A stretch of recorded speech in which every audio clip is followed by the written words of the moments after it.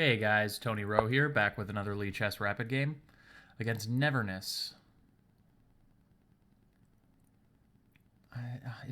Correct me if I'm wrong, but Neverness seems familiar. Either he's a Finn's stream follower, or okay, maybe that explains it. I didn't want to be uh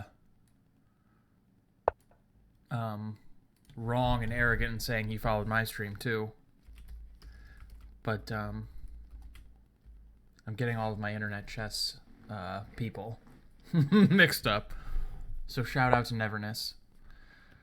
2155. Looks like we might get a reverse Grünfeld. I don't know why. I never studied the reverse Grünfeld because I go, no one plays it at my level. And that'd be wrong, because I think it's shown up 3 times on my channel already, and I've played maybe about 40 rapid games, so that's just straight up wrong.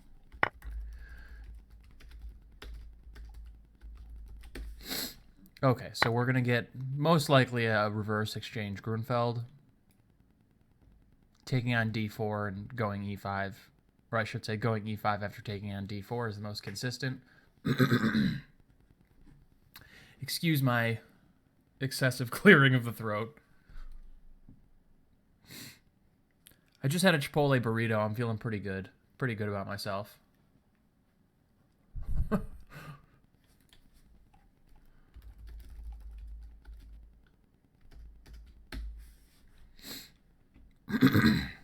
Chat on your time as much as you'd like, Neverness. Just kidding. But seriously. I have been having some trouble with XSplit lately, so I'm hoping that this recording ends up acceptable. I wanted to experiment. Maybe actually I could ask for input before I do that. I wanted to experiment with adding a webcam. I think it would be a little awkward during 15-minute games, but maybe every once in a while use a webcam to I don't know, liven things up. You'll get to see my face. I can convince you that I'm a real person. Once you see my face one time, you won't want to see it anymore. But you know, every now and then maybe it's good to like spice it up, connect with my audience a little bit better, etc. And I have just like this awkward black space on either side, which now I notice that it's for some reason on this video off center. When XSplit crashed, I lost my my settings, my stream settings, so I don't even know what's gonna happen here. I don't know if the sound is gonna be all jacked up, or if it's recording anything. I have no idea. We'll find out.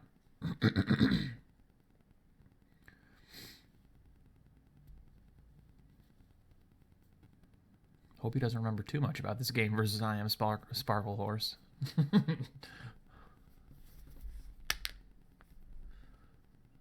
I'd rather he didn't know what he was doing.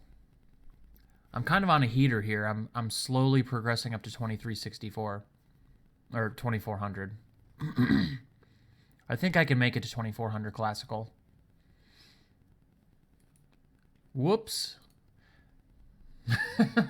Finn's was on earlier. I was hoping he was going to put out a seek for a standard game. Every once in a while I see John on Lee Chess, and I know he likes to play his standard games on Lee Chess, and one of these days I'm going to snipe him and force him to play me. People have been irritating him for dual commentary, and, you know, I'm a man of the people.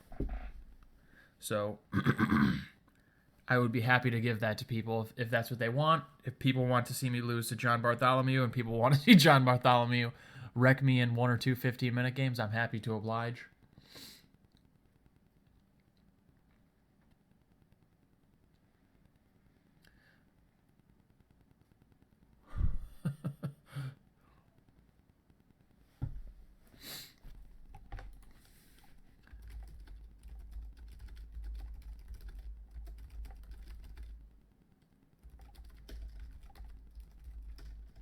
I don't know why I capitalized reverse there for a second.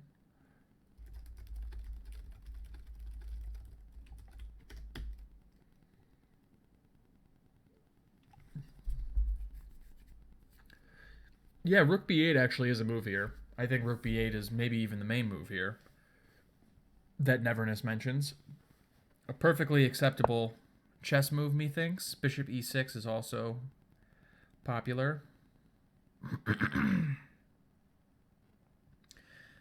All well and good. I think probably just knight c3 is the move. Queen a4 is also worth considering, but probably these are the two main candidate moves. I think the only moves that really make much sense. But I think I'm just going to play knight c3. Of course, he can't go d4 because he loses to bishop takes c6 basically immediately. And now bishop e7 would be a very natural move. He can go bishop b4, but as we've seen in other videos, after c takes d5, he can't go c takes d5 because of queen a4 check, which would pick up the bishop. So he either has to take with the knight, which is obviously a clear concession. Black does not want to meet c takes d5 with knight takes d5 in any of these positions. He, of course, wants to keep his two-pawn center. And after bishop b4, bishop b4, c takes d5, bishop takes c3, b takes c3, c takes d5, I have bishop a3, which would cut his king off from castling, so. Okay, but he goes rook b8. Interesting move. Now, sort of, I think the typical Grünfeld moves would be bishop g5 or queen a4. I guess I can also go c takes d5, c takes d5, queen a4, which would be similar to the rook b8 line in the actual Grünfeld. We can compare and contrast afterwards. Bishop g5, I do have to contend with the rook takes b2. I presume that's part of the idea. Somehow I'm not all that scared of that.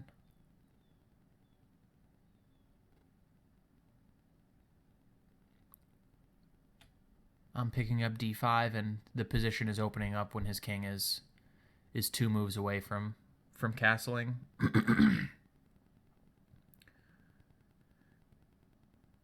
thing I don't love about... No, I'm trying to think. So there's c takes d5, c takes d5, queen a4 check. Bishop d7, queen a7.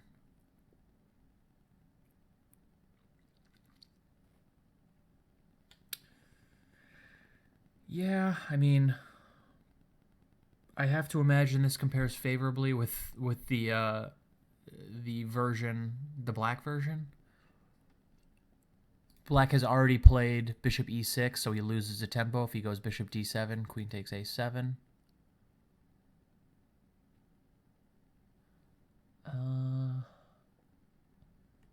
But in those positions, white also, well, black doesn't have knight c6 in, so I wonder if that's an issue.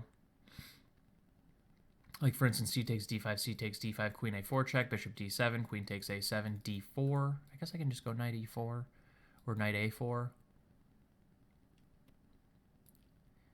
And so that's kind of like the critical line for c takes d5, and there's bishop g5, rook takes b2, c takes d5, c takes d5.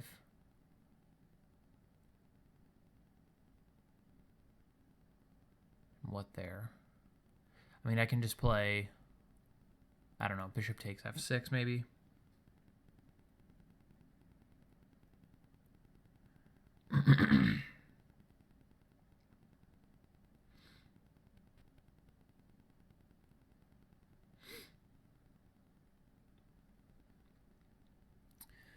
So bishop g5, rook takes b2, c takes d5, c takes d5. Is knight takes d5 possible? Knight takes d5, bishop takes d5. Bishop takes f6. Queen takes f6.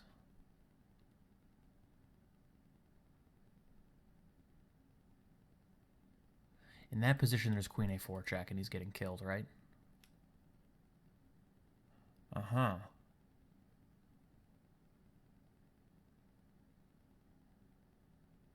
No. Yes. Wait. Okay, so bishop g5. I'm taking a while because I feel like this is a critical decision. Bishop g5, because once I go bishop g5 and I allow him to play rook takes b2, the structure is completely changed and the character of the game is completely changed from, I mean, the position is just going to explode into like a bunch of concrete tactics and calculations. So when that happens, you got to kind of evaluate things. Okay, so bishop g5, rook takes b2, c takes d5, c takes d5, knight takes d5, bishop takes d5, bishop takes f6, queen takes f6, queen a4 check. Yes, okay.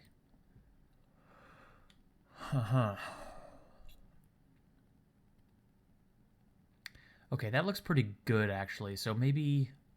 So after bishop takes g5, rook takes b2, c takes d5. Is there anything that really...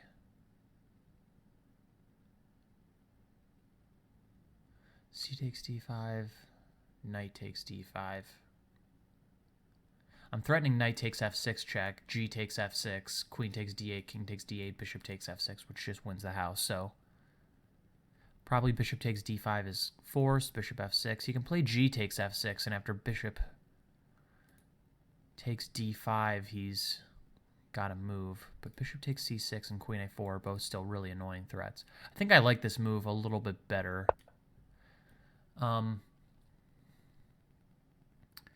It's a little bit... it seems a little bit more principled to me. By the way, shout out for putting the umlaut over the U here. I don't know, where's Neverness from? English is his language, so probably not that easy to make that on an English keyboard. Every time I want to do that, I search Google for Grünfeld and just copy paste it.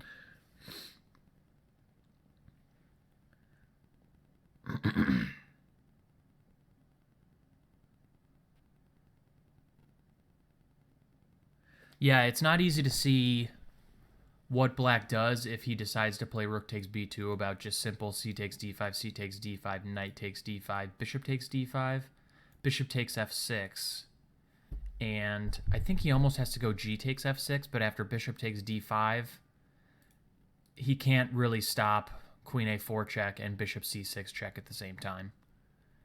And if his king gets dislodged, for instance, like bishop e7, bishop c6 check, king f8, his position just is gonna kind of suck. there's not a more eloquent way to put it. I think it's just not going to be very good. So probably maybe even rook takes b2 is too risky here, and that's a good sign for bishop g5. Like because this is the most, I think, principled and active and logical move. I mean, you develop a piece to an active square. You give black very concrete problems about this d5 pawn, and if rook takes b2 is not possible, then maybe it sort of invalidates this plan of rook b8 in the first place. I mean, he clearly played rook b8 to be analogous to like the similar line as white where they play 8 rook b1, and part of the motivation there is to stop bishop.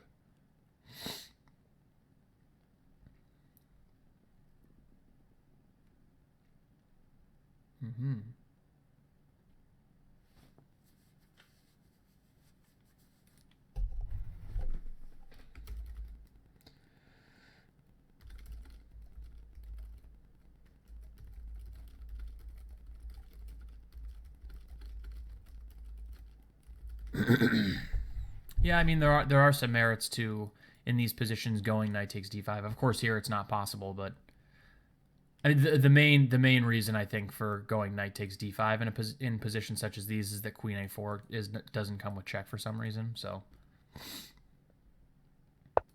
for instance, here we talked about c takes d5, c takes d5. And there's queen a4 check, and if queen d7, queen takes d7, king takes d7 is very common in the reverse Grünfeld lines, and rook d1 puts black under a little bit of pressure along the d file. Your king's on d7, d5 is still weak, and going knight takes d5 maybe, I don't know, alleviates that a little bit. But in general, if you have to play c takes d5, knight takes d5 as black, you've probably already gone wrong, I would say. I mean, that's kind of a failure of black strategy as a whole, I think.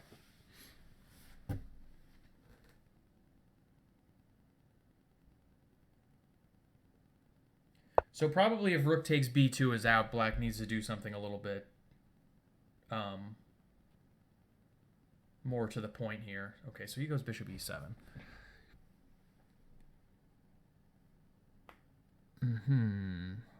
So can I just win a pawn? Well, there's b2's hanging at the end. So bishop takes f6, bishop takes f6, c takes d5, c takes d5.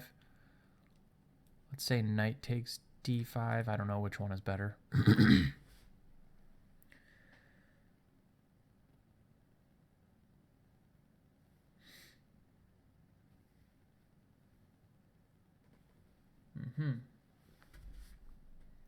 Okay, so CD, CD, bishop f6, bishop f6, and I have 2 real captures.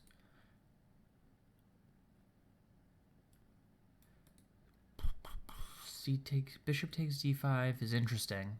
The idea is basically after bishop takes d5, knight takes d5 to try and play with a very strong knight on d5 versus this bishop on f6, which is not particularly great with this pawn on e5.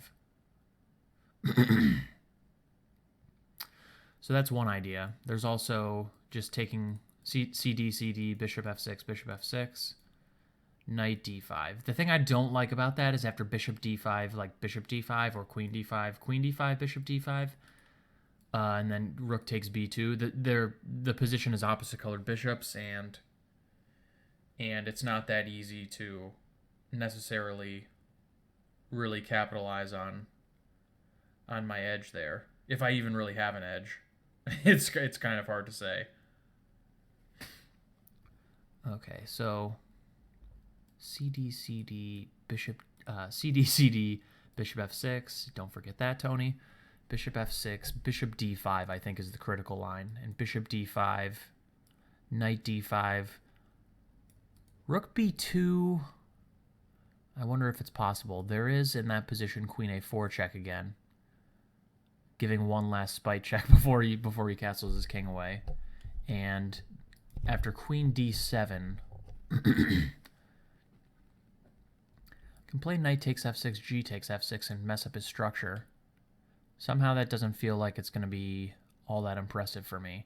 The thing is that, yeah, if white's not careful, this rook on b2 is actually going to be really well placed, hitting a2, hitting e2, etc. So probably...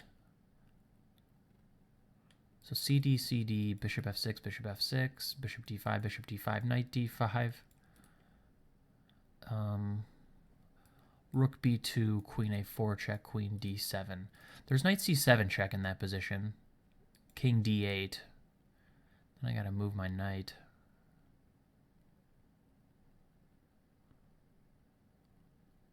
Ah, no I don't. That loses a queen. Well, no, I have rook fd1, and he has rook d2. rook d2, queen d2, rook d1. So yeah, he would lose a queen there. So that's a long line. I hope you guys followed that. If you didn't, we can look it over after the game. That looks interesting. So CD, CD, bishop f6, bishop f6, bishop d5, bishop d5, knight d5, rook b2, queen a4, queen d7, knight c7 check, king d8, rook fd1, rook d2, rook takes d2. I don't see anything wrong with that. I mean, black obviously has deviations like CD, CD, bishop f6, bishop f6, bishop d5, bishop d5, knight d5. He cannot take on b2, but then probably just a later b3 and he's down a pawn or something like castles b3. Is it more precise to take on f6 first?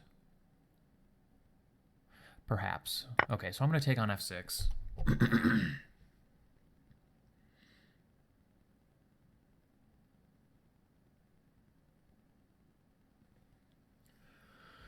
And after bishop f6, CD, CD, probably, I'm going to look it over a quick time, but probably I'm going to play bishop takes d5.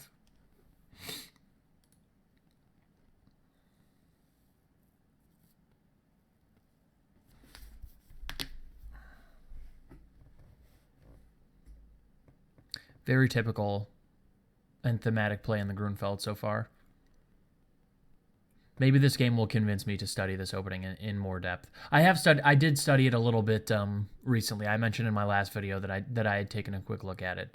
I will confess that this is not a position that I reached in my analysis, but it's a totally sort of normal position for this line. I do think maybe that in the opening phase, I got a little more than I deserved. I'm not sure if the combination of bishop e6 and rook b8 is quite right. I think maybe if you go, I think you're probably leaving your king in the center for one too many moves and kind of mixing up systems. Like if you go rook b8, you probably want to be able to go bishop d7 in one move, just in case of these queen a4 takes a7 ideas. And rook b8 is not a move that helps you get castled, so probably developing two of your queenside pieces first is probably not the most accurate way to go. I said I was going to check that. I did not check it.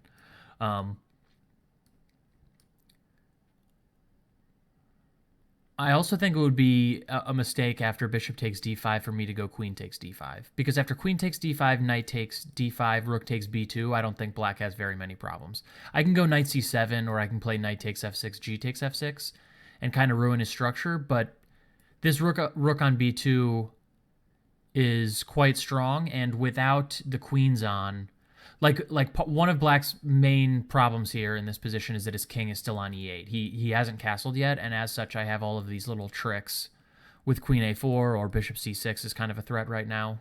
Maybe it's not a threat, but it's a little bit annoying.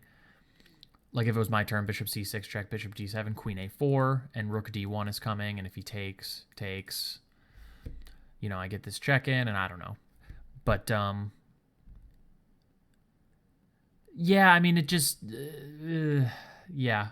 I think maybe white is getting a little bit more than he should.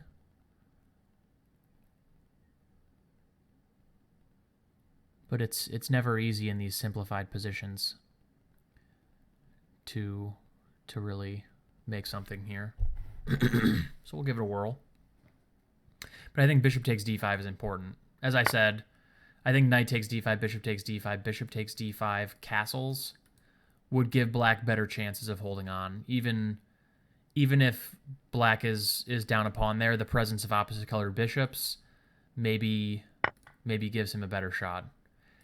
Here after, I mean, I also have the threat of bishop takes e6, f takes e6, so black doesn't have a lot of choices but to exchange on d5.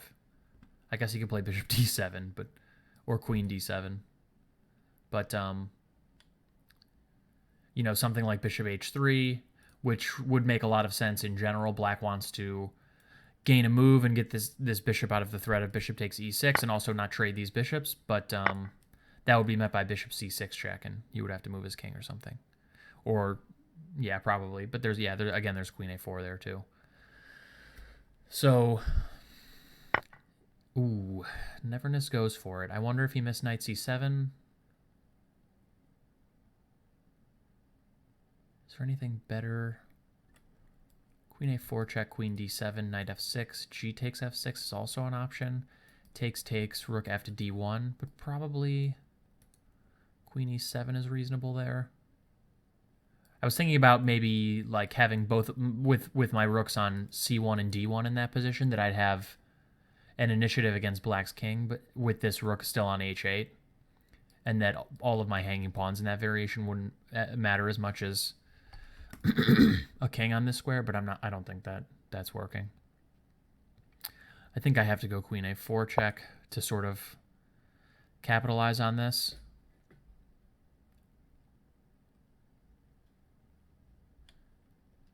If I could just get rid of this thing, I'd be really happy.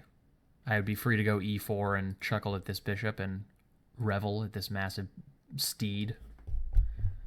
Nay, octopus on d5. But I do have some problems to solve with regards to that rook on b2, which is annoying.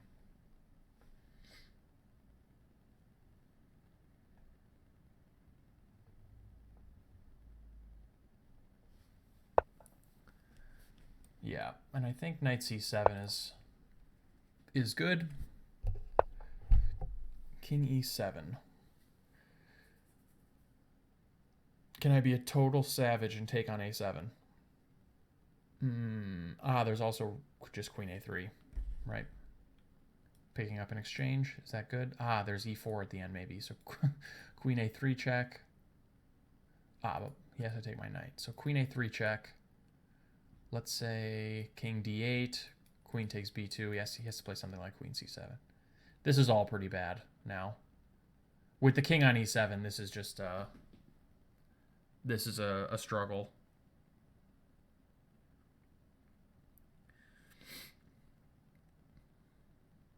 Is taking on a7 better?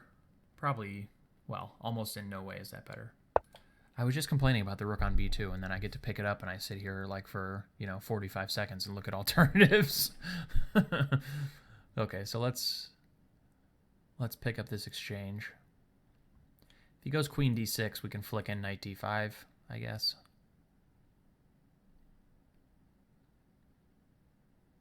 Might allow us to pick up a whole rook instead of an exchange.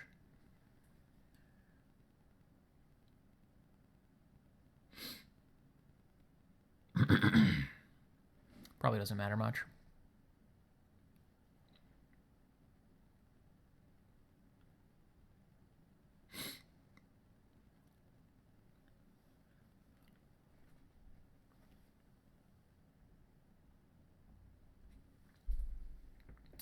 Now that Game of Thrones is over, my Sundays are being back to like the worst day. Game of Thrones totally threw me off my schedule, and that I was always really excited for Sunday. Oh my god, I forgot to take insulin for my burrito. That is going to cost me. Okay. If you hear beeps, that's my insulin pump.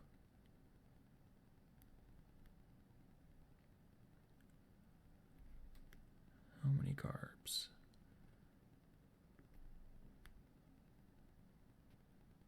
Too many.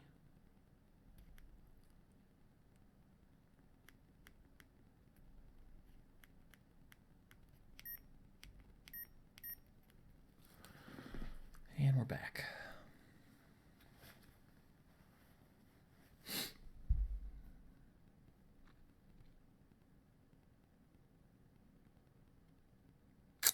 Yeah, I mean, one thing I will say, I think if I recall correctly, sort of all of my games in the Reversed Grünfeld on my channel have quickly gone in the favor of white.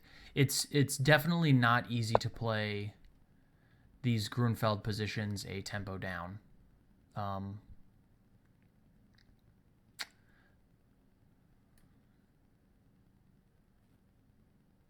don't think it matters which way I give up the exchange. I'm going to play knight d5 just because there's the added benefit that he might blunder with something like king d7 or king e8.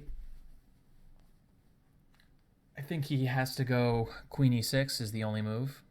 King d8 and king f8, of course, hang the queen, and king d7 and king e8 hang this bishop with check, and then allow me to pick up this rook afterwards. So king e6 is forced, and then I'll just take on b2, and he'll play queen takes d5. Yeah, and I'll probably just play rook f to d1.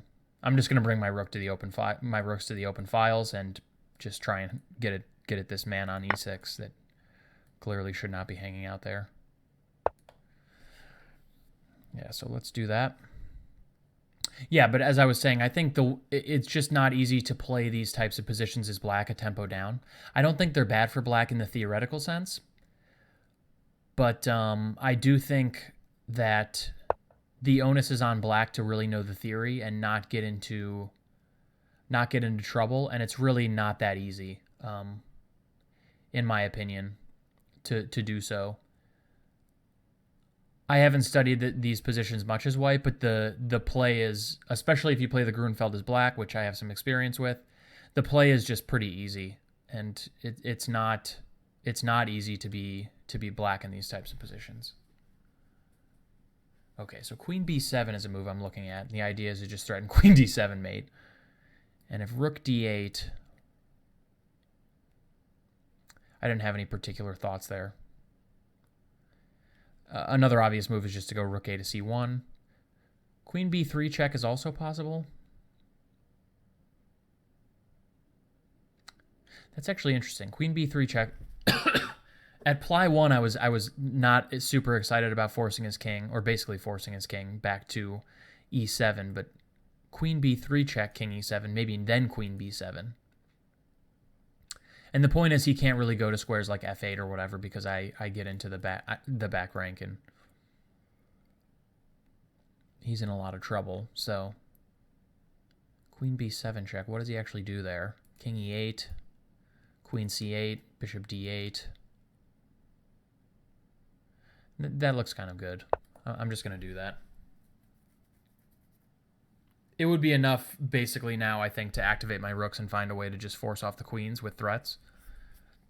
His king is in such bad shape that I think it wouldn't be that hard for me to just simply force off the queens if I wanted to.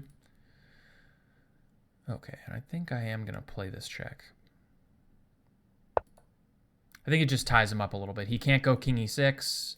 All of these squares aren't possible, and I think king f8, just queen c8 wins immediately. King e8 is basically forced, but maybe queen d7 anyway. King f8 and then queen c8. Yeah, so this is kind of just becoming a blowout, isn't it? This queen is just a little bit too far away, I think.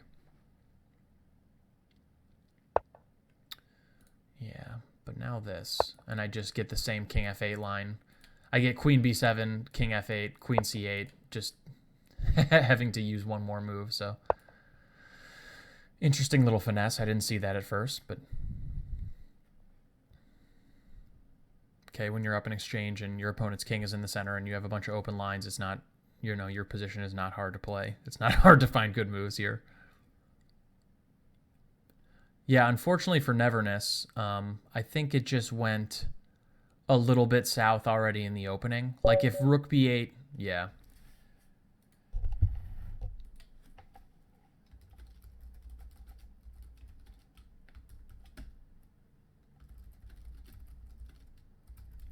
I've been actually really lazy about posting rapid videos. I have a couple that I've recorded, and I haven't posted yet. But I will post this one out of order for the sake of Neverness. Okay, let's actually I don't even think I have to go to the analysis board to get this. I don't know why I do this. Let's go to studies. Let's go to the YouTube games. Let's tack this one on. Okay, so let's take a look at this. This position might more commonly be reached via c5 and knight c6 immediately, and the threat of e5 would sort of compel me to play d4, and after this, takes, c4, knight f6. So this would probably be a more common move order, but it doesn't really matter. An interesting move here is g6. The idea is that you're sort of, well, if you know that I want a reverse Grünfeld type structure, g6 is kind of cagily makes that a little bit awkward, I think. It doesn't actually stop it. So my point is that after d4, c takes d4, knight takes d4, there's no knight on c6 for me to exchange for. And if I can't play knight takes c6 and c4, then maybe... you know, you kind of trick me into a position that I'm not that familiar with. The problem is black also, having played g6, the move e5 doesn't really combo well with g6 anymore. So trying to exploit the fact that you haven't played knight c6 with e5 is a little bit weird looking when you've already played g6. Like now bishop g5, you know, c4, knight c3 or whatever, it still looks kind of enticing. So, but nonetheless, g6 is an interesting move. More common here would be like c4, d4, or c4, bishop g7, going into those types of positions. So, yeah, I think g6 is an interesting line worth investigating as black. But okay, and black is also free to transpose to a Tarish defense here too with something like this. And this move order does afford black. So black can go bishop e7 and just transpose to a standard Tarish after this, and after castles, there's d takes c5 or bishop g5. And after bishop g5, there's the standard line with c takes d4, knight takes d4, or there's this more modern line with c4. But because of white's move order, there's an independent possibility here that black can take on c4. And I talked about this a little bit in my last video, so I won't go into any extra detail here, just pointing out that this is an option that white has to deal with. And this is also sort of a reversed Grünfeld, just a different kind. A slightly different structure. Different, it's kind of like an e3 setup from white's perspective, so. Okay. But my opponent exchange, played e5, takes, c4. This is all standard. And yeah, so after this, I'm not certain about rook b8. I think maybe it might be one too many queenside moves. Something like bishop e7, I think, would be a little bit more productive here, but I'm not. Yeah, or maybe even h6. I think h6 is worth considering. Interesting that queen d7 is the main move. But okay, that's actually hilarious. Queen d7 is the most played move, but white has won all 7 games, so maybe that's not the best endorsement. But let's see. After rook b8, bishop g5, I wonder if black is just seriously worse already. So a pretty high-rated game. White was 2250. Black was almost 2300. Played bishop e7. Let's see how far we follow this game. Bishop d5. I think this is the correct recapture. Knight d5. Yeah, I mean, takes, castles.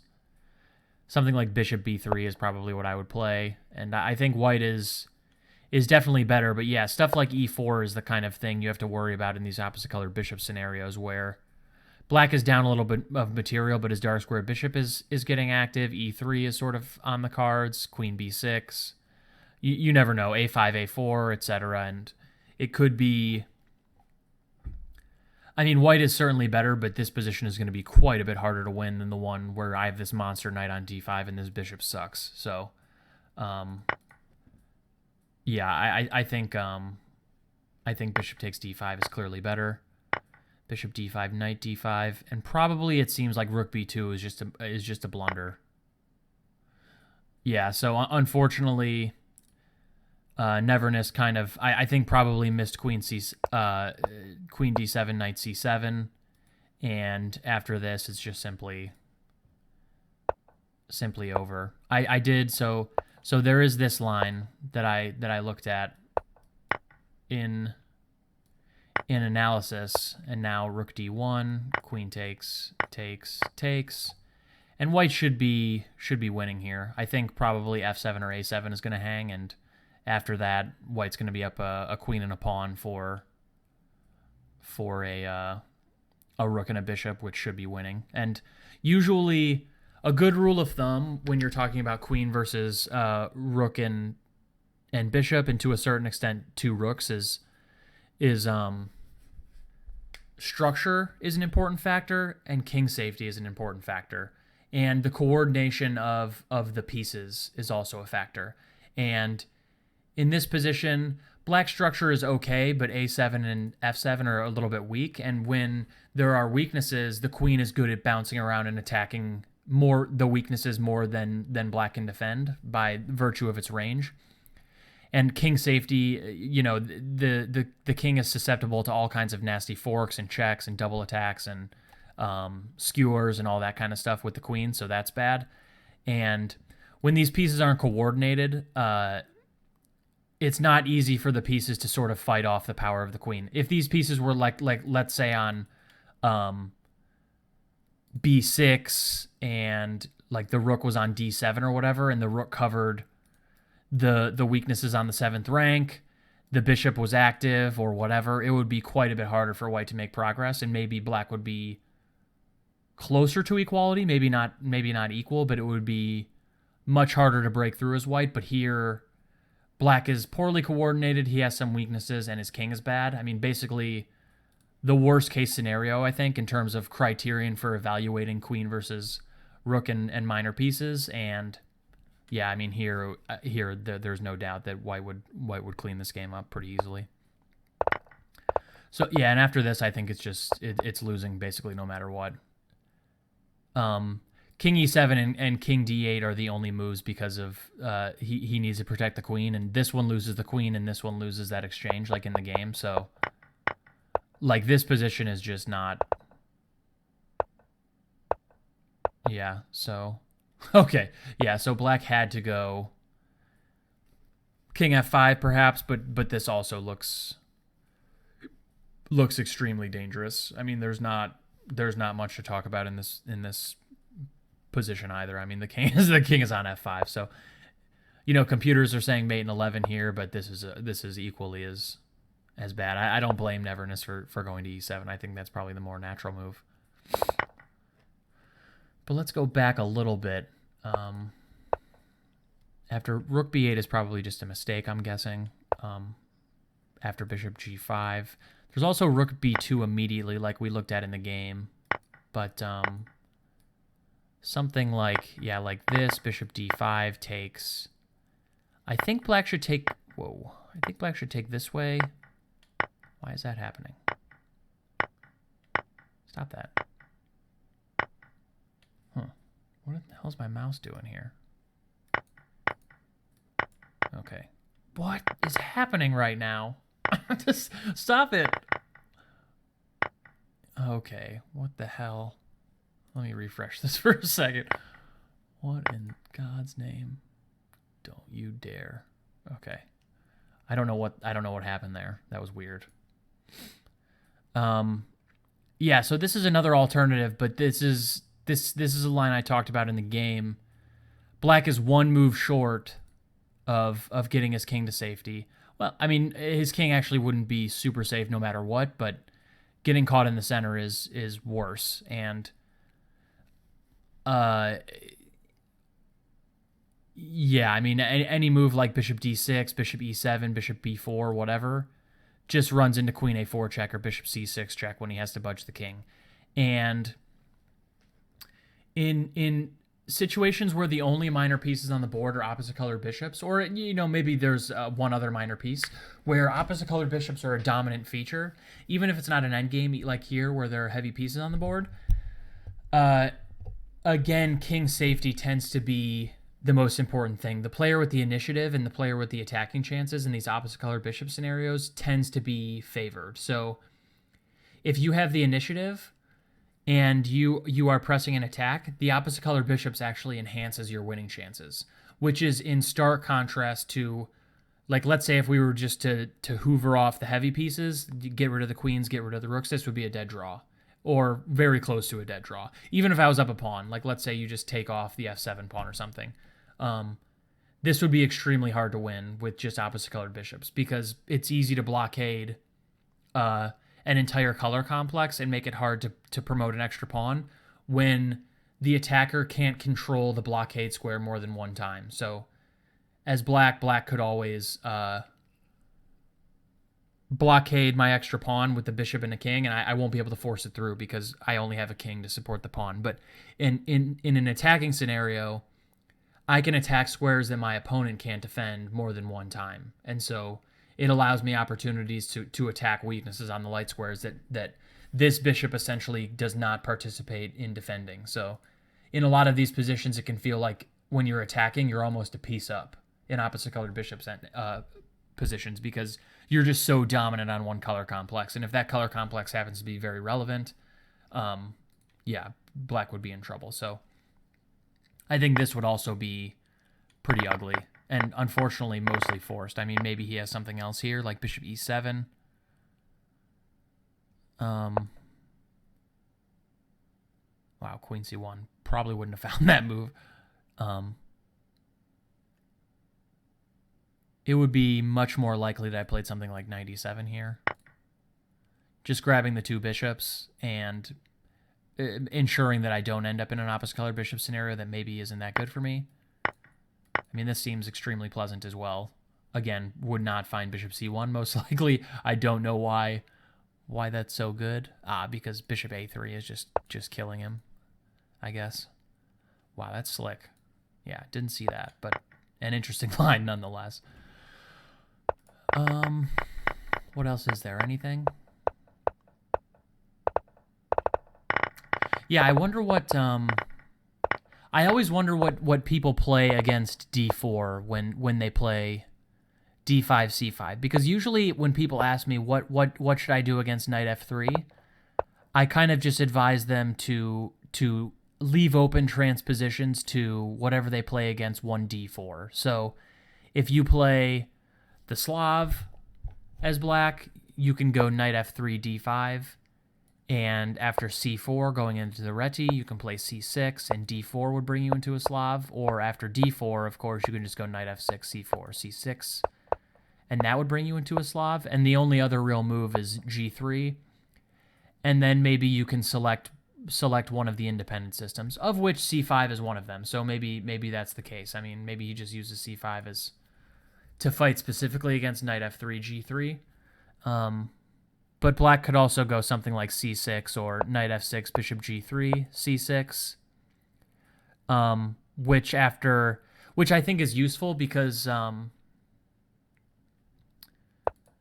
c4 the positions, it's kind of an Anglo-Slav. It fits sort of well with the Slav philosophy you can take on c4, for instance. And, okay, if you play the Queen's Gambit accepted, you can also go d5 and meet d4, knight f6, with c4, with d takes c4, etc.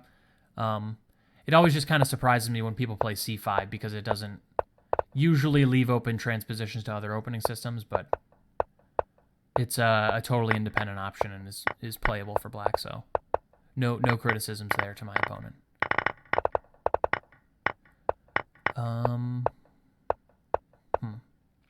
Yeah, okay. I mean, I think that's all I have to say about that game. Good game, Neverness. Yeah, I mean, what can you take away from this game? Maybe if I would say that for people who intend to play this Reversed Grünfeld stuff, I think you really have to investigate. I would say you'd really have to investigate what the best way to play is after in this specific position, or if you intend to reach it after via knight f6 instead. I think this position is one that's critical, and obviously you'll reach this position a high percentage of the games that white goes d4. I mean, there aren't very many deviations, so it seems like black needs to figure out what he's doing after both castles and knight c3. Probably they transpose to each other, but I mean, you can see here that in general white scores extremely well in these positions. I mean, bishop e7 is an extremely natural move, and white scores 75%, which is an enormous score. I mean, like high 50%, 55 to like 58%, I would say, is something like normal. And then once you hit like kind of over 60%, white scoring pretty well.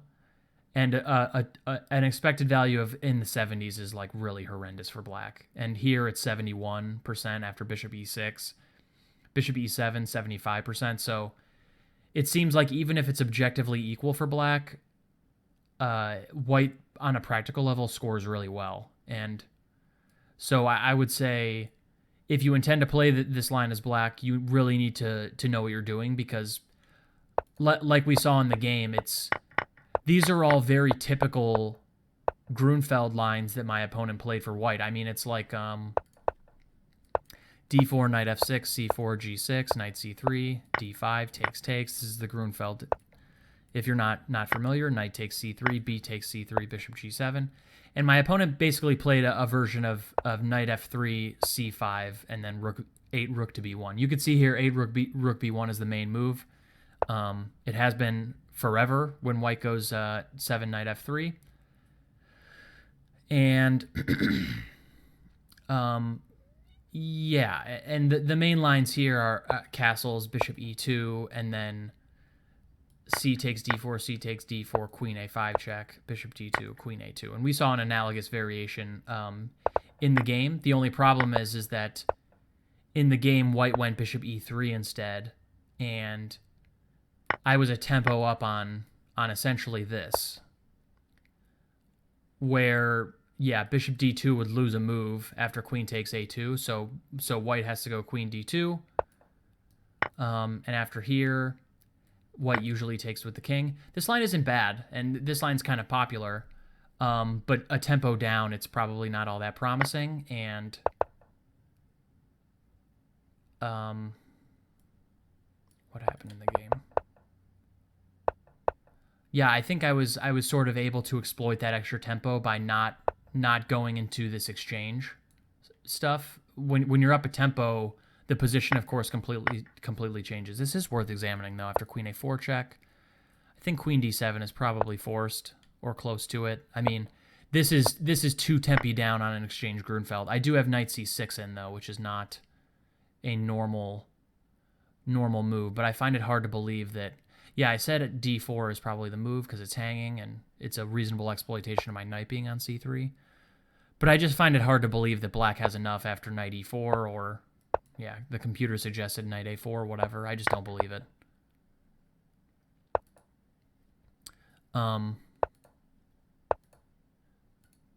But being so firstly, bishop e6 doesn't really fit in with the rook b8 development scheme, I think, at least early bishop e6. And being a tempo down already, I think that was almost already the downfall. This position is already difficult. And so I think, yeah, my point is only that if you're going to play this position as black, you really need to know what you're doing here because you can drift into trouble quite quickly. So, okay, I hope you guys enjoyed the game. Shout out to Neverness, and I will be back with more. Bye, guys.